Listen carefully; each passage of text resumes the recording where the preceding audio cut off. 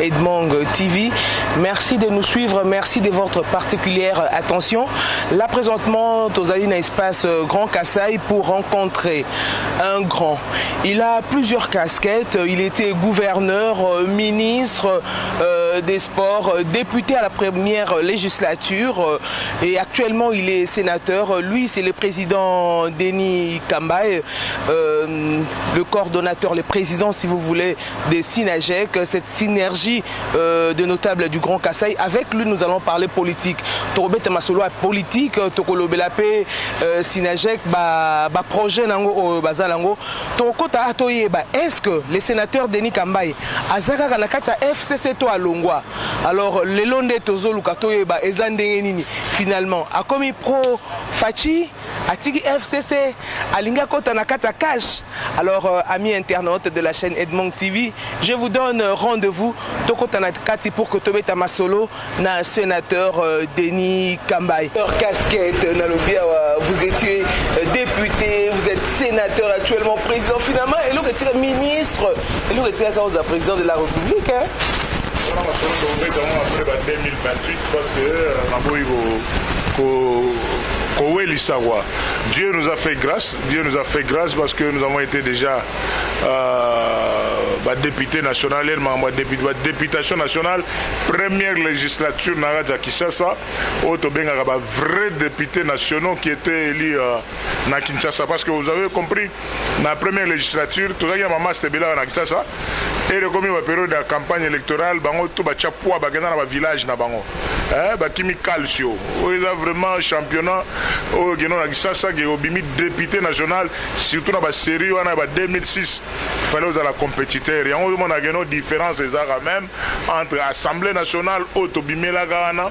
Na bandeko na biso mususu na bona tanga ba comme on a boza na ba mususu mais vraiment ba prêtre ya Kisasa au babima en 2006 sous la présidence du président Vital Kamerhe que je salue en passant place à Zali. Voilà, histoire va changer yango et nous sommes passés aussi dans le gouvernement. Je ne veux pas arrêter de le dire que non Moussala Tosala na ministère ya sport Tilelo et Tikala Elo Bamakaka parce que grâce à effort tout au salaire sportif tout tokenda ko récupérer coupe na maboko ya président Kagame et alors bato qui na front tozongi na na Congo ba congolais ba sepela et nous avons été aussi comme gouverneur de province du Kassai central dans un moment moko difficile après la guerre à Kamwina Sapu to vandisi makambutu lokola ba pacificateur ba élection salami ce qui n'était pas possible vraiment ba doda yondimate. Merci beaucoup Seigneur pour na makambo na nyonso lelo to ba mpaka ba sénateur ba fonction tout nzamba sali biso grâce to salango ba présidentiel total nano après ba deux mandats to réfléchir après. Voilà un peu. Président Denis Kambaye na ba casquette oignon surtout na ototangi o tangeli biso esika ni penda o santaka na pona yo. Naza compétiteur à tous les niveaux, c'est-à-dire que nabeta kabal de makolo, naza gaucher, na droitier pe, nabeta kabal na tout makolo, place tout bachaka ngagaga, esprit et ça la mais dans une année, quelques mois, na tête à ministère à sport, le lot Denis Kambaye, naza chevalier de l'ordre national, Musée Laurent Désiré Kabila et Lumumba, Denis Kambaye, nazali na médaille à Mouné, médaille il y a mérite sportif, c'est-à-dire que non, l'esprit a bien sûr dans la période de la deuxième république, mais la Tchelbino panneau à Mouné, que l'occupant de cette parcelle est dignitaire de l'ordre national, Musée Laurent Désiré Kabila et Lumumba. Donc c'est des moments importants pour Nangaï. Président Denis Kambaye, avant de la politique, vivant, hein? Vous êtes parmi les politiciens où ils sont toujours proches de la population. Secret dans les années pour et pas au considérer comme motonnion surtout. Secret dans les années pour que vous soient vraiment auprès des Kinoises et Kinois. Secret nanga ezali natangi quand même moi ba livre moi mingi notamment message du Graal aussi natangi ba livre moi mingi notamment aussi Bible on a dit que non sur terre tozaka ba passager donc ça la bola de sorte que peut-être na prochaine incarnation oyogoya connaît tozaboye les embotama na biso ne batolobaka non soko kufi makamto esili non tozo préparer kobotama na biso ya réincarnation prochaine alors pour réincarnation oyo koya ozala bien salaka déjà bolamo à partir de moment bato bazela non tosala boye surtout bato bawelisaka bamatériel.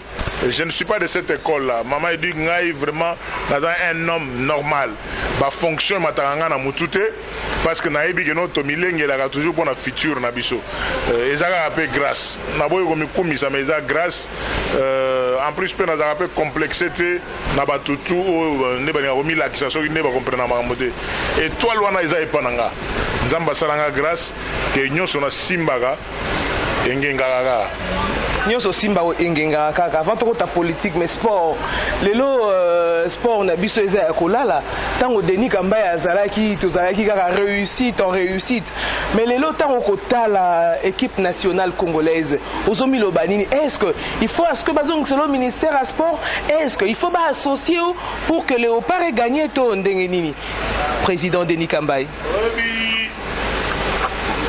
Oui, maman a dit que nous avons une polémique parce que Tchaka bat mal à l'aise.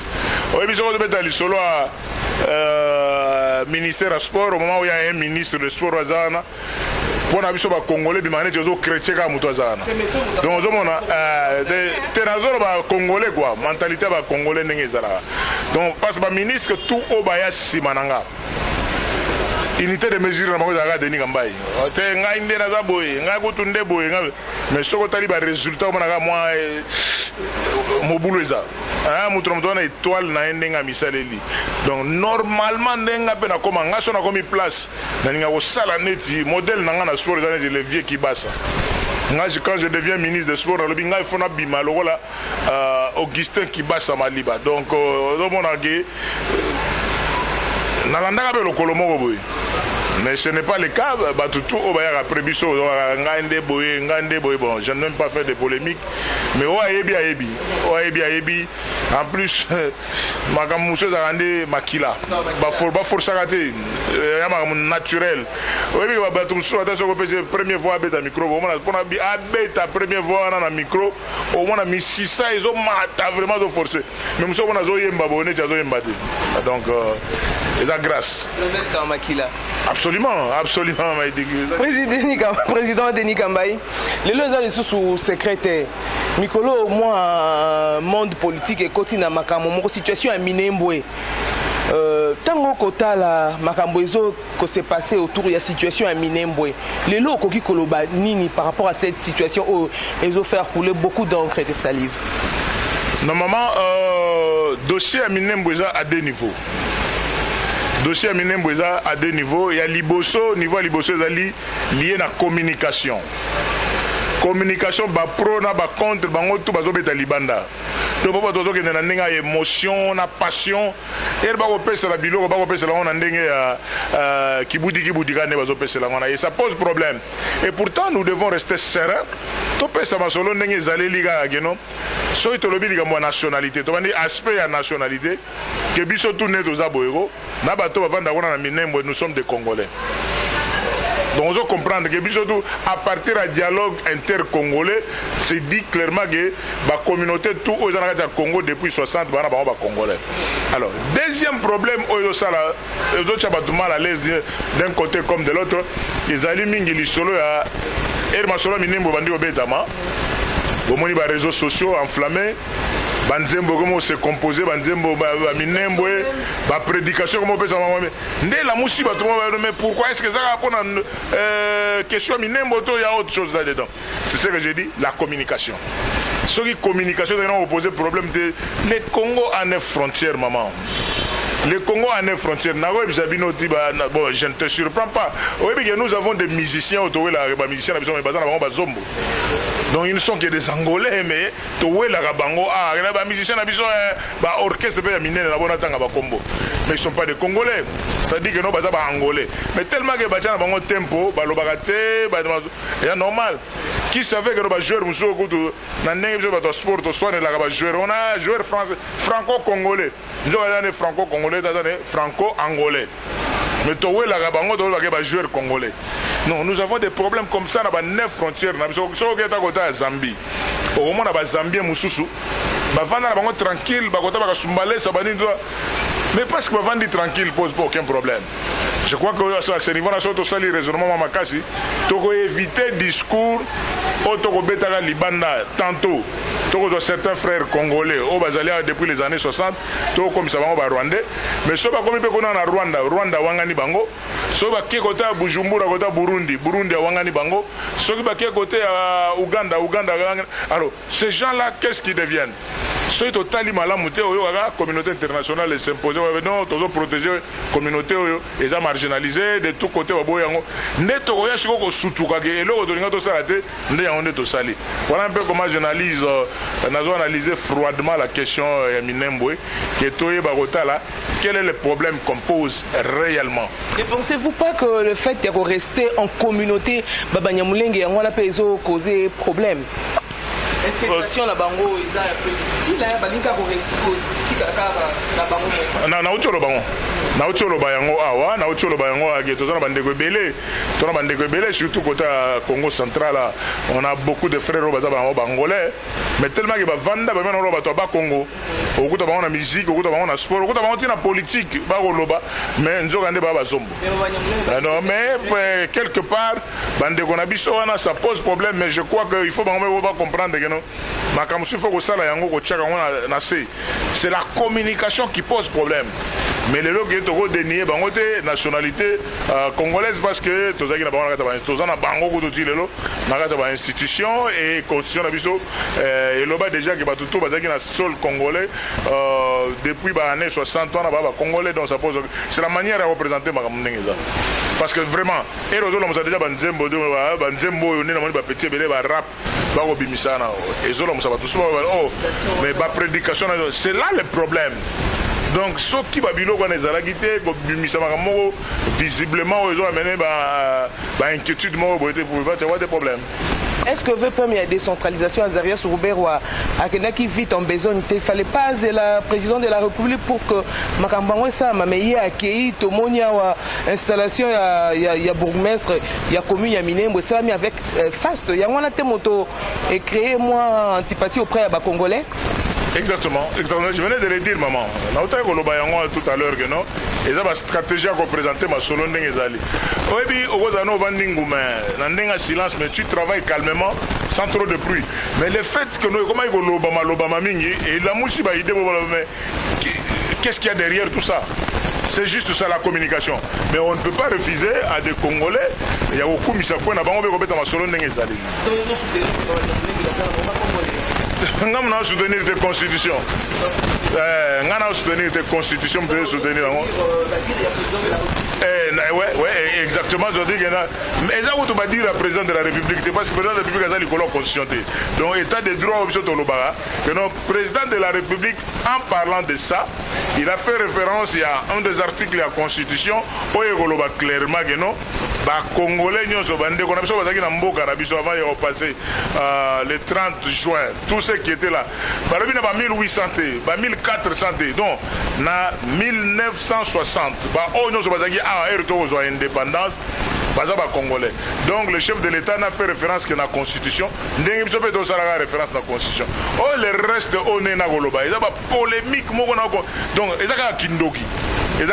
Parce que ceux qui veulent présenter le Congo dans Mabé, la communauté internationale a frappé Bisso, à table 500 000 marches. Mais ceux qui ont battu le non, bateau, côté Rwanda, côté Ouganda, RDC, Burundi. Alors, Bavandia, donc il faut communiquer ma solo. Il faut que ça soit systématique en data sango et la jeune fille. Biloko bache mungu ebele c'est bon. Mais il y a toujours intégration. Il y a une boule vraiment la logique nous devons absolument pour les patriotes et les panafricanistes combattre cette histoire des gouverneurs originaires. On a un gouverneur originaire. Biloko l'assemblée provinciale les biloko barré. Biloko conseil communal biloko barré. Donc il faut mon gouverneur à Moulou Babatine en Équateur. gouverneur Équateur batinde na Katanga, gouverneur à Katanga batinde na province orientale. Donc c'est ça ce qui pourra garder l'unité nationale. On a trouvé que non, guerrier le rôle à Denis Gambay, gouverneur dans Sud Kivu. Non, on a bougé. Pour notre gouverneur dans Sud Kivu, Naza congolais, mais gouverneur dans Sud Kivu avec commandant région. Aouté Équateur, Mbunza Moro ou bien Ngwaka Moro Boya, côté Équateur, à Simbi côté armée, Bozui général Moro Boya police, Aouta Nebandundu. C'est ça, si on fait ça, Bilo on est pas trop bouger là. Alors, ceux qui continuent à Kidi, Bakaka, Babilo Goya, bah gouverneur, Moutoso comme en élection, Moutoso Kembo, Kanabango, qui gouverneur, bon, bah député provinciaux. Bon, oui, ça esprit, il y a bien, on va tout comprendre, bah réseaux sociaux, on a n'importe qui peut, comme les réseaux sociaux, ça fait aujourd'hui 12 mois, bah député provinciaux, bah ça payé. Ngana Monika, bah vendre na bombe la bandako, bah bomaka bah assemblée provinciale. Non, ça dit que non bah vendre contre la bandako, bah ya pété. Parce que comme oui, on est dans zone bah boy. L'esprit, mais bino bah foutu bino 12 mois. Vous venez faire quoi? Non, bon, ça, la révolution, vous avez vraiment que non, 80 000 signatures, combien de signatures, tu as revisité disposition, tu as mis l'Assemblée provinciale. Bah, tu vois ça, parce que les gens, on doit comprendre, maman, il dit que au moins, on a député national, sénateur ou député provincial, à part Moussala, à Moussala Moussoudi. Donc, nous avons dit que nous avons mais on a dit que non. Mais ça, on a dit que non. Azan Yamanzoko, il y a un Zela Moussoussou. Azan avocat, Azan homme d'affaires, Azan coopérant, à part Wana, Azela Soukango, on peut éliminer Babilo Kobele. Bah, gouvernement provincial. Moi, j'étais gouverneur de province avec 10 ministres. Bah, ministre Moussoussou, même on est aussi si mandat au tigre jamais au ministre parce que conseiller non moi ça c'est Moussalana. Il faut Babilo gouvernement provincial et le gouvernement provincial ici là, Bilo assemblée provinciale. Va nommer gouverneur avec leurs conseillers, c'est simple. Et cette histoire de gouverneur originaire, c'est un grand piège. Oh, au moins, les lois, mutuna kwenae, azoma na neti, voilà. Oh, biso, ezaleti moi état na biso. Yozo, ama dit, bilo bozo ba politicien ba l'exaga. Pour na mona ba politicien congolais, Nathalie Benabi mingi ba bandoki. Et belés sont des sorciers. Pour ba vandika bazo comprendre la grandeur yamboka au Congo. J'étais à Brazza dernièrement, on a trouvé que non. J'ai des amis qui sont dans le secteur à pétrole, pétrolier. Donc on a des jeunes gens qui travaillent dans le secteur à pétrole, mais ce qu'on a les quantités, il y a pétrole dans la RDC, il y a en Équateur, il y a en Grand Kivu, il y a en Congo central. Il y a juste parti, il y a Congo Brazzaville seulement. On dirait que c'est l'équipe, mais est-ce que c'est une guidée? Mais parce que nous, le bloc, il y a pétrole, ils ont toujours non exploité.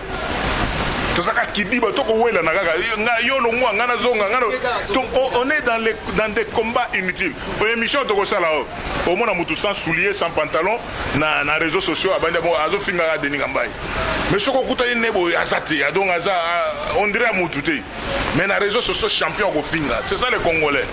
Au lieu de réfléchir sur l'intérêt que nous, un monde de valeurs. C'est ça, Herbino va raisonner. Là, on va les réseaux sociaux, mais Bamoussous va raisonner autrement. Président Denis Gambay, pensez-vous que l'idée au président de la République a eu à côté la commission en place pour que traiter Makambwango autour de Babanyamulenge, c'est une bonne idée? C'est bon, au moins, la question est très mal posée. Est-ce que la question, il y a Banyamulenge ou est-ce que la question à Minembwe? C'est ça le problème. Parce que, au y a des critères, non, Banyamulenge est différent, na Banyarwanda. Donc, Babilo Congo, tout ça, on va compter Babilo Congo.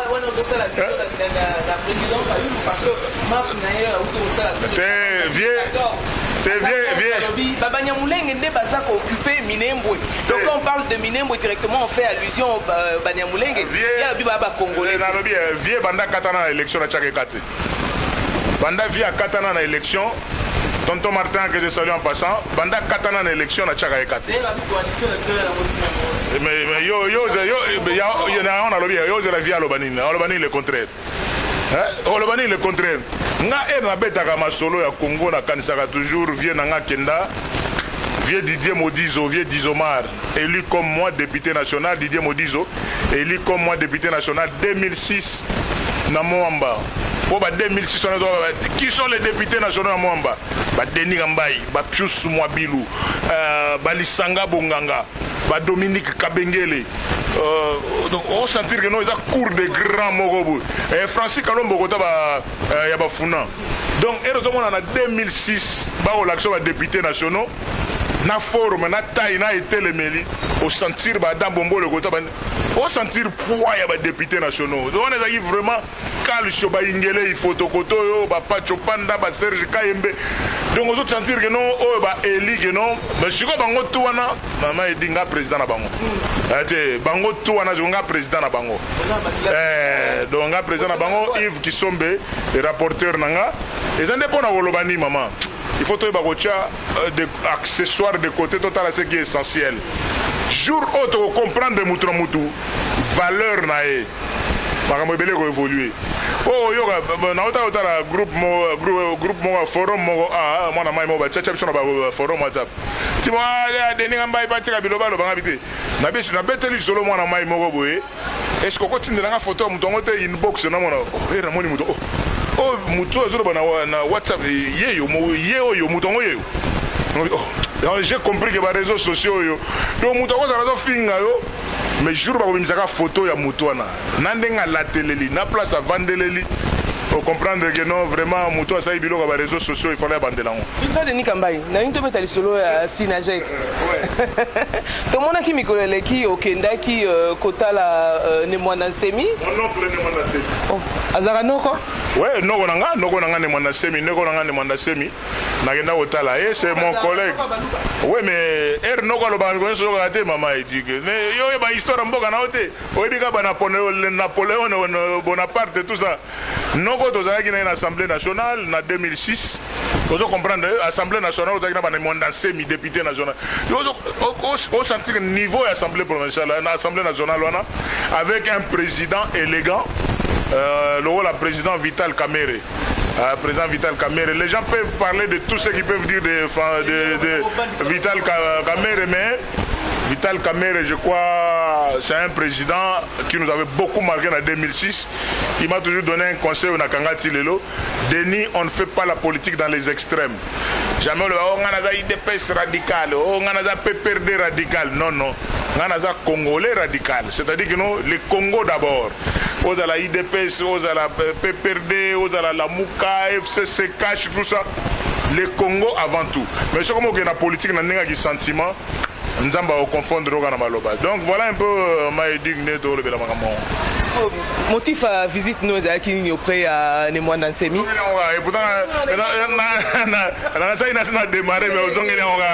Bon, merci beaucoup pour l'insistance. Je suis allé à Kopé Sambo de Nanogo. Tout ce qui était passé, il était même à l'hôpital, tout ça. Il fallait que parce que souvent, je dis que c'est parmi des hommes politiques mal compris et pas Congolais Moussoussou. Par rapport à l'idée, quand il parle, il y a la géographie ou la sociologie politique Yambo Ganabiso. Le Congo a 4 espaces linguistiques. Le message est simple. Donc, dans la gestion de ces pays, ce qui est constitutionnel, il faut que les 4 espaces linguistiques se retrouvent dans les avantages du Congo. Parce que les alliés bien privés, il y a Moutou Moroté ou il y a famille Moroté. Et ça, chaque fois qu'on a le pouvoir, il faut que le Congo a la forme Yakiti. Maman, au moins Kiti, ils ont 4 makolo. Pour que le Congo vende bien, il faut que le Congo bazala, Swahili bazala, Baluba bazala, Bangala bazala. C'est ça les 4 chaises. Mais ceux qui que vous avez le pouvoir, vous trouvez qu'il ne faut pas Bangala bazala, ou bien Baluba bazala, ou bien Swahili, non, Mimboka. C'est ça l'idée un peu, il y a 4 chaises, dimension, unité nationale au Douanango. Il y a un en tant que leader incontestable à l'espace de Congo. Pour la Solanae, Makambo ya Congo, n'a pas ça épée mbote, donc Sololagi, mais on a profité d'un micro, on a occupé Bévier, que nous avons vu dernièrement, Sango 3 Jeep à Sika. na ba sachet na ebité so ba sango bazaki ba demander nango yo ba sango bazaka même na moi eloko mais jour na kolinga yo tala bino kuna na village Grand Kasai na koya ndeni ni mutu kezati donc l'objet de la président Olengankoy n'a rappelé bon président Olengankoy en tant que grand politique le voilà grand politique a ebisi na sina ebisa ki noko na biso na bisa na za la calme mo konzamboka soko solo bilikambo a kosala ka biso bi OK c'est bien mais à ça là quand même parce qu'il faut battre le fer quand il est chaud faut battre parce que webi attention ko zangi kindoki o za bena motema mabe ya komona geno basango o bazo manquer de rien. Oh, bah dans la bilo tout, mais vous pèsez sur 3 jeeps à Sika et Mumbamba. Oh, il y a Sango Godo et Boudjala. Jeep. Oh, il y a Jeep. Mais ne m'en a pas mis les leaders incontestables à Zalé, Noko et Abisso, à Dana Makolo. Donc, de Toko Tika Gamote, non, on appelle son mot de la musique vraiment grand maître. On est ensemble. Président Denis Kamba, vous avez un FCC Tolongwa. Tolo bien ou très bien. Un message à Noko. C'est bon, oui. On a un FCC Tolongwa, pour comme on a une acquaintance, comme au Kenemingi, le président Félix et Antoine Tshisekedi. Il y a un Kimulu Bandé au Sala Tondengeni. Les gambo, on a habité et aussi la Mongolonie na Osamba, les gambo vraiment il y a Fachi béton. On a habité aussi la Mongolonie. Oui, mais non, depuis que le président de la République a comme président de la République, nanto vanda beauté to sur la beauté. Mais les coloniaux sont na Samba même les gambo, na Samba les gambo. Na lobby clairement que j'ai une famille politique, mais j'ai aussi une famille biologique. On doit comprendre la dimension au Kumbela Magambo. Donc, président Fachi, Azan de Konanga biologiquement. Et président Kabila, non seulement est descendant de l'empire de Ilunga Mbidi, mais Azan de Konanga politiquement. Donc, on comprend de Badjezwana. Donc, à partir de là, on a besoin de Zambasali grâce. Oyo batonzo ba ocha songi bakabona donc ngana défenseur ya coalition FCC cash elengi nanga yangwana que na ogende limité bien que na ogende famille biologique mais na yebi gedo na kati coalition FCC cash na ogende kingakati ou bien na ogende na yebi gedo na famille politique mais moko descendance de l'empire de Ilunga Mbidi. Parce que Moussé Laurent Désiré Kabila et vieux le patriarche Tshisekedi wa Mulumba seri bakuta na kali solongo pe président Olenganko ya utobete na lobby lobia bagenda ka bulo que Chichi le père Kabila le père Bampangi descendant de l'empire de Nord. Ah mais comment des descendants de l'empire de Ilunga Mbidi, c'est-à-dire quoi biso tout au utakunate eta ero ka baboyo ba zigzag o izana sea. Je ne peux qu'être défenseur. Alors, tout le monde a la communication dans maman Edi.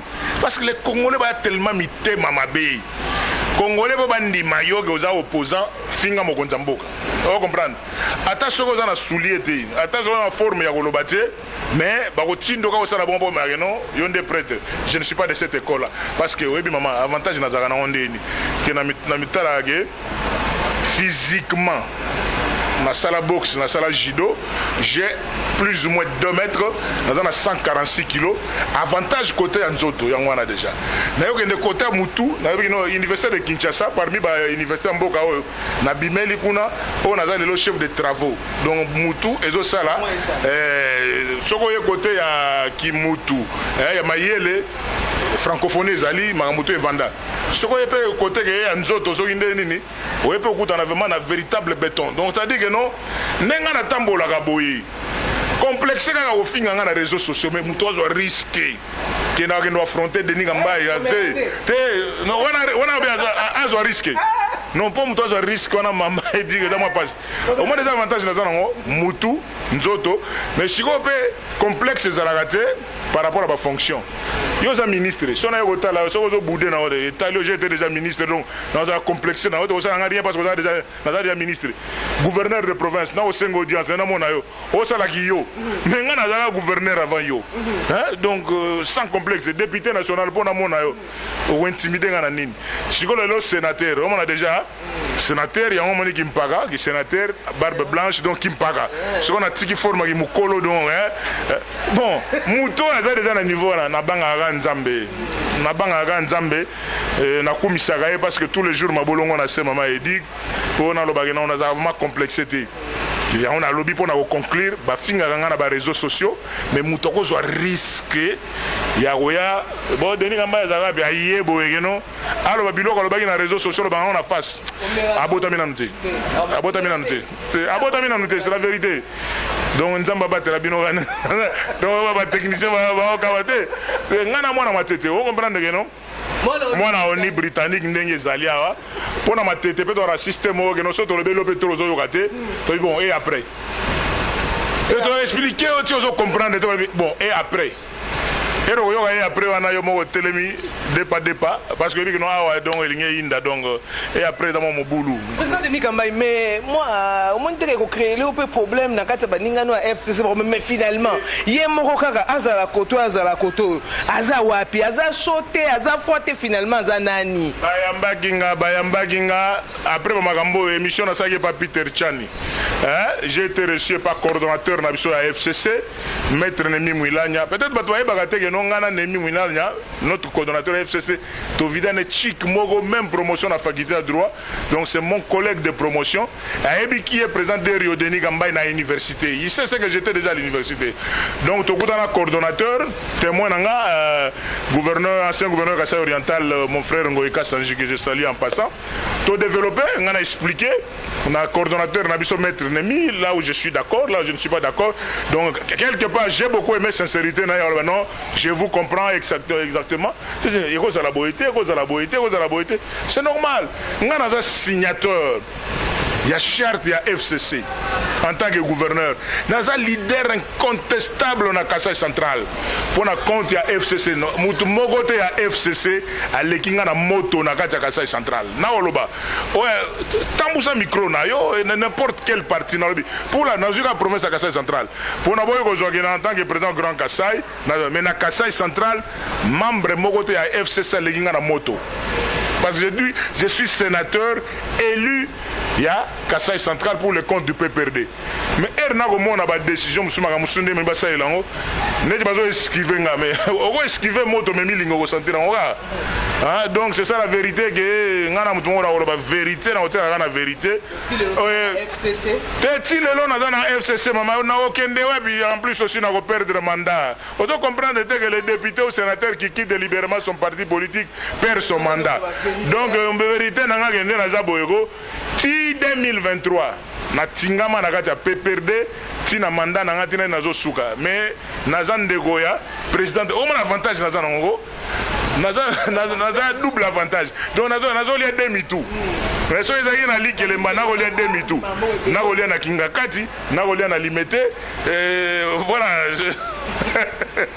président Denis Kamba ici je suis biologiquement le frère du président de la République, je suis politiquement na koto donc parti politique na parti biologique. Donc ba tout ko fongwa maté. On doit comme ngana pesa ba exemple le plus simple. Na ba début ba carrière na so 2006 to so ba élection 2006. Na kotala directeur de cabinet ya Vie Chichi Albert Moleka. Albert Moleka, c'est le grand frère de Wivin Moleka. Erba qui n'est pas papa Moleka, on a grand frère et petit frère. Oh, Moutoua IDPS, oh, Moutouya, PPRD. Est-ce que la famille est au bon yango? Nga grand frère nanga utayi kufa Willy Chimbidi atika biso azaki suka na fanatique ya viva la musique na papa Wemba nga suka na fanatique ya Lita Bembo vous comprenez déjà ba avantage nga fanatique numéro 00 ya Lita Bembo na Stukas Mombombo ye fanatique ya suka ya Imana Matiti Mabelo le lot actuel d'Aring nga 100% avec les biens. Nous sommes de la même famille, mais elle te kokutana. Moutromta la tendance de la famille ko kabonate. Yango na bisaka bana mai ba comprendre que je suis de la famille biologique. Yamo konzamboka, mais politiquement na parti nanga. Yango ne au la différence. Qu'est-ce que les gens veulent? Bateau surtout côté na FCC au PPRD. Certains caciques radicaux. Pour pas mon vraiment je suis le peuple mon nazo chrétien président de la République. Wana bokozela yango 100 ans. Bon, c'est un 100 ans jamais, parce que la fonction en tant que président de Grand Kassai, je suis obligé de rassembler Batutu, Kabasubabu, tous sont des membres de Grand Kassai, il faut battre c'est ça la différence. Par rapport à l'expérience politique, jamais $1 million, bon, je préfère Nakou Vampiaka. Bouton boza banzambete parce que ngai na yebi keno jour nzamba kolingo fongola afongola nega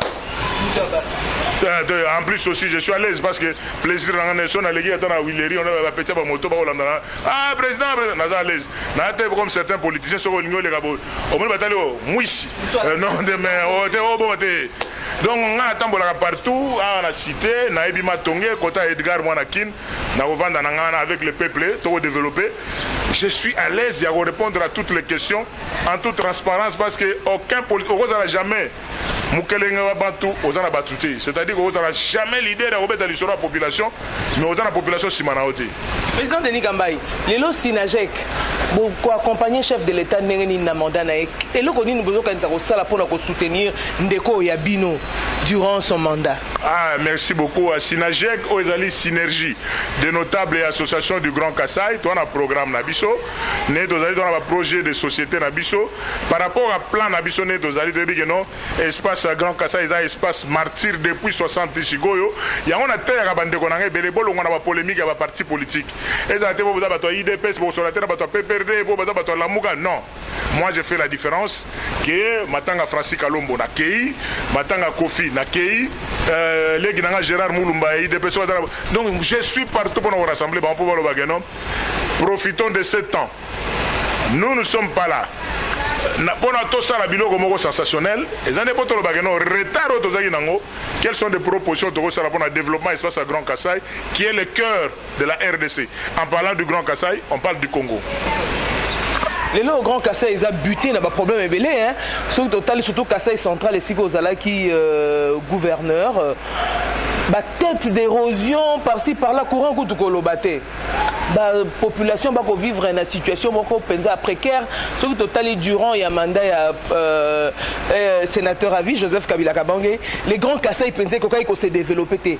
Est-ce que si vous pensez que Ndeko Yabino a comme un pouvoir le président Félix Antoine Tshisekedi Bandeko, il y a grand Kassai bakoiko seka. Bakoiko zo moins lueur d'espoir pour le développement il y a province Nabango. L'ennemi du Kassai, c'est le Kassaïen lui-même. L'ennemi du Kassai, c'est le Kassaïen lui-même.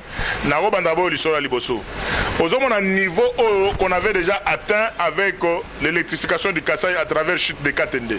Chute de Katende, travaux, il y a miné, on avait déjà atteint plus de 50-60%. Mais blocage est Outagiwabi. Nous avons certains fils du Kassai, nous avons une commission, nous avons donc l'ennemi du Kassai, c'est le Kassaïen lui-même. Un jour, président de la République sortant, à Rotambola na Djib Naé, à Longo, espace à Grand Katanga, à côté espace à Grand Kassai, pour aller les grands bandes de Ndogoya na Kin Awa, à Koutana, le gouverneur Amboka, à l'époque, on a occidental, na oriental, à Ebisi Bango, le big, au moins, il y a un outil Godo. Nazomo na bilangate. Je vais vous donner autant de tracteurs. Bazoa, plus de 400 tracteurs. Kassai oriental, Kassai oriental. Bazoa, ben bambongo au Zaï lango. Vous voyez, on a des tracteurs, comme Mamabaya, Kokendo Ozomai, tout ça. Babo, ça n'est que des tracteurs, ils ont bien bilanga. À qui la faute? N'attendez pas que le président de la République vous a donné des tracteurs. D'ailleurs, quand on a bilanga, il y a un agronome. Donc, c'est ça. Donc, nous avons une grande responsabilité au bus photo salé là. Et nous avons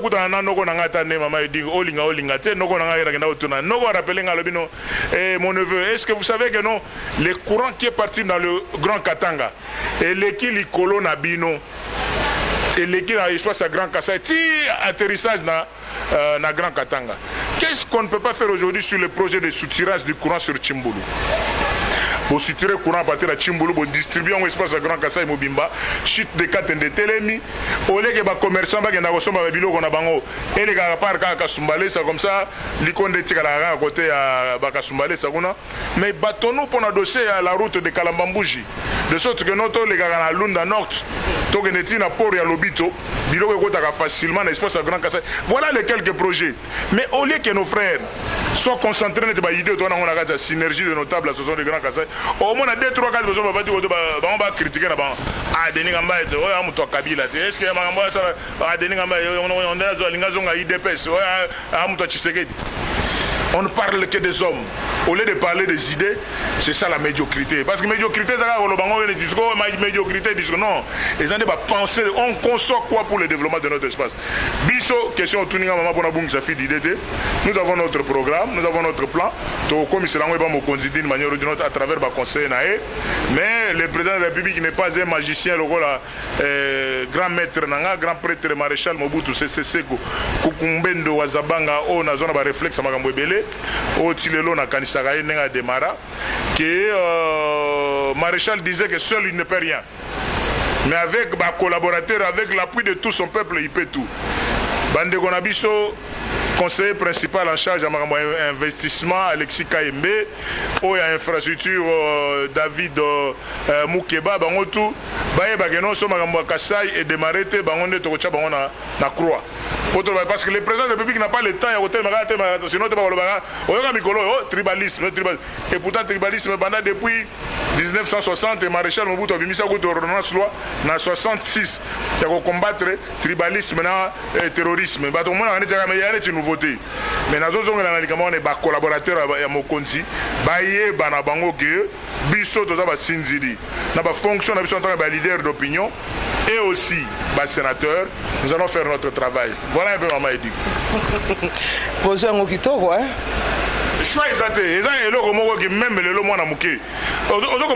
On n'a pas besoin de faire un forum sur le développement du Kassai parce que c'est seulement tous les projets sont là. Les problèmes du Kassai sont connus comme 1 + 1 = 2.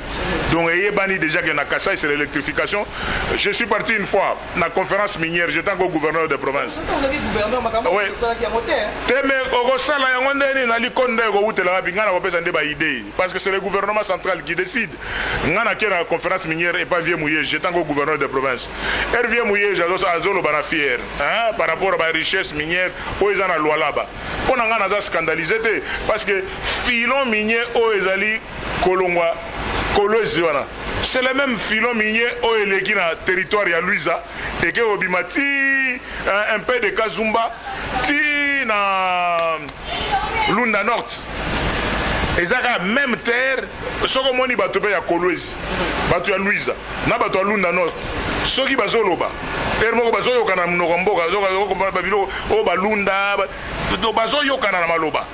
ce sont les mêmes richesses. Mais l'avantage, c'est courant. Courant permet de faire des usines, et ça, des traitements, des minéraux, tout ça.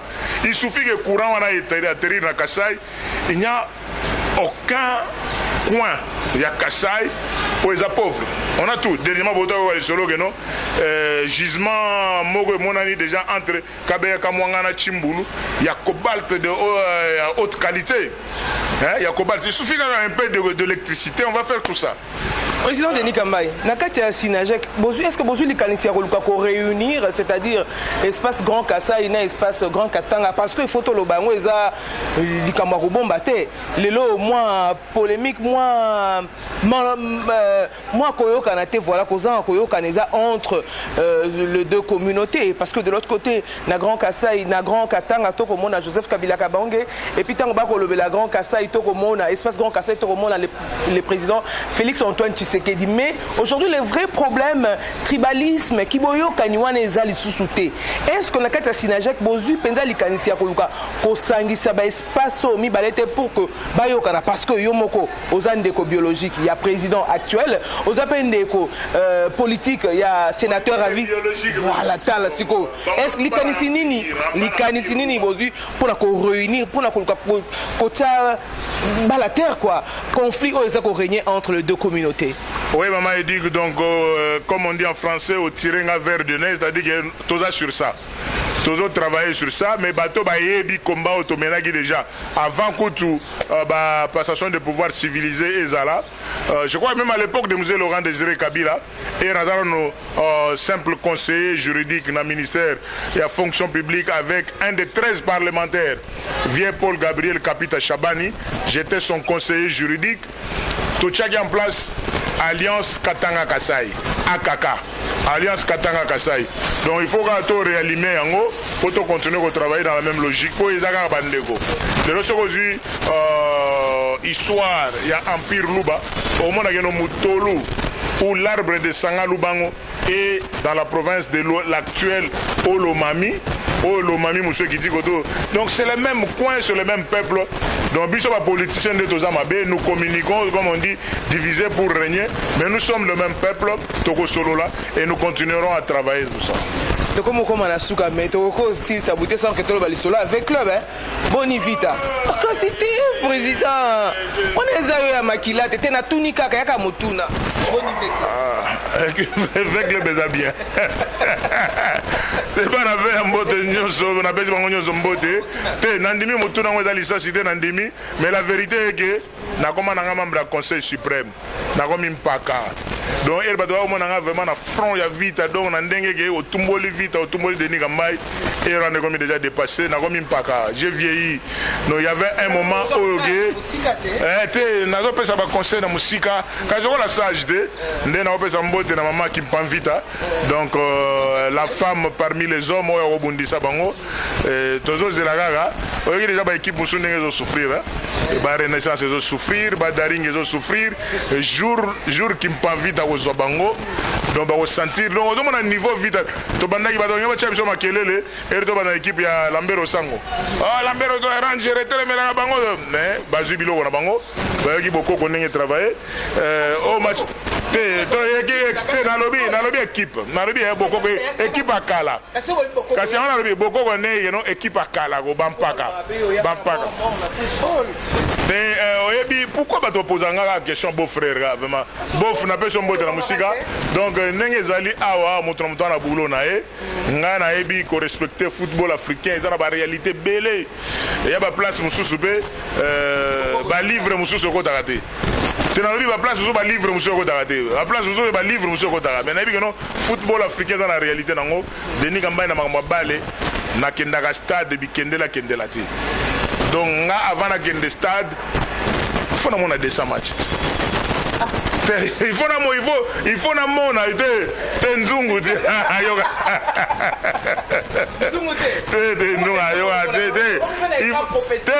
écran prophétique ouais il faut attendre un écran prophétique ya balle avant la game de stade nga match tout ndenge zo beta donc na ebi attention ba tout le bandibi na ebi match ko so match nil donc ndenge beteli nango oyo ba wai donc na otala 200 match on a match nil donc on a pas bandi match na banda calme oh te ba chede au moins ba chede équipe 2 mais on a que ba joueur ba motivé ba zu balle ba chede na centre après to de 1 to de match sili donc rien dessin ndenge za donc football africain bokenda ngo bikende la ti boye ba geno ba kolo nango bazali ba ope ba yebi donc nzamba batela sport africain sport congolais Ghana ego polisa bisote tu raté Coupe d'Afrique gaga na mité c'est le meilleur donc ata bazoli gena avec Libyen Ibenge non seulement que c'est un entraîneur c'est aussi un coach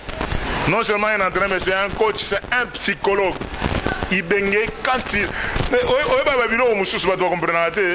on dirait porte-parole à Ibenge mais parce qu'on a lobby c'est un connaisseur j'ai vu comment Ibenge faisait le réarmement moral il y a des joueurs et dans la vita et dans la léopard finalement. Bon, quand c'est pas surchargé, c'est pas ça, il n'y a pas de problème. Non, on n'a pas de problème. Oui, il solo bagenda obéter la présidence de la République sortant pour Bamasta ou bagenda songi pour battre le on a boulot. Non, Moni, Denis Kambay et les joueurs, donc il a trouvé des bons joueurs, un bon entraîneur. Mais RKI. Mokonda mboka sortant a tout ni entourage na ye era entourage ne mingi bazaki nanu ba colonel Panga que je salue en passant le logement général Pozar colonel John à l'époque, le général John, colonel Pierre à l'époque, le général Pierre. Donc on a passé mon rambo de jour, mon batalga bat na mon conti sortant bien sûr. Mais mon conti sortant chrétien bon de mais bateau mo ba yo betanga lisolo que non. Ce n'est pas Denis Kambayi mais ce sont les mêmes joueurs avec le même entraîneur. Ils ont simbaté pourquoi? Donc chacun a sa mission. On a un bon ministre des Finances, la ministre polémique. Donc Congolais partout mais risque mais risque en face réseaux sociaux. Que Dieu bénisse chacun de nous. Mais par rapport avec club, on a recoupera toujours vert noir. Mais Mikolo a comme un conseil suprême. Madame sur un comité exécutif. Madame sport nabiso africain, na bien ma casse. Na sport ma casse donc il y a au samba exactement oh, mais ministre actuel a bien, il a été mon conseiller en charge des finances, a bien esprit de Nigamba, a bien été ce n'est pas président Bobo, président Bobo, vice-président FECOFA, nous devons contredire Ngate, et ça président Chimanga, nous devons contredire Ngate, et ça bateau Sambela répond à sport en Boganabiso, et en plus aussi ministre l'actuel, c'est un pasteur que je salue aussi en passant. A bien ma solo Ngezali. Mais entourage, il faut mingi ba ministre va faire attention à l'entourage là-bas.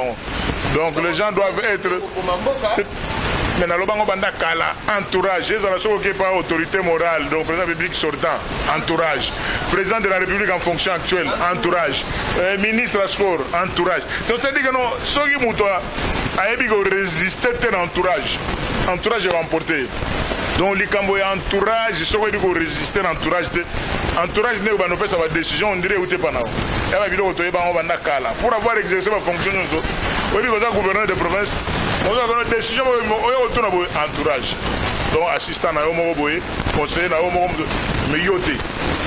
Pour avoir été ministre, on a senti en tant que gouverneur de Nzamba Sunga Congo, Tozonga na Mulongo, la main dans la main de Tolonga.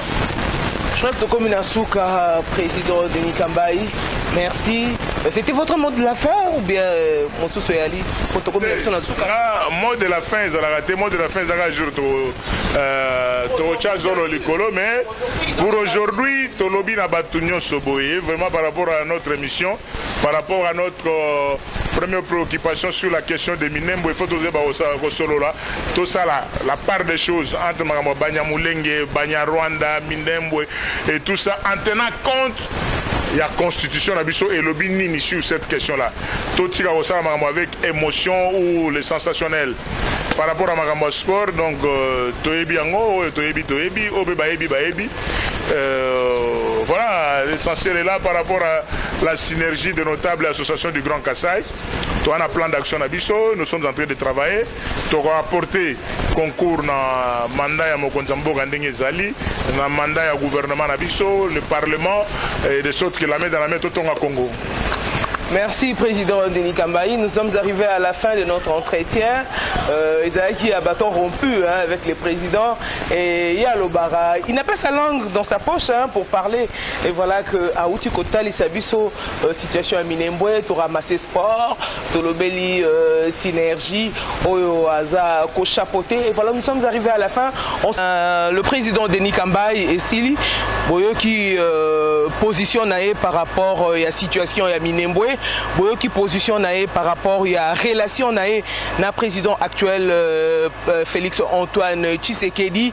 Nous sommes Bolandi à travers cette émission, mais abonnez-vous massivement sur notre chaîne Edmond TV Nabi qui vous a très nombreux à Kolanda Bisso.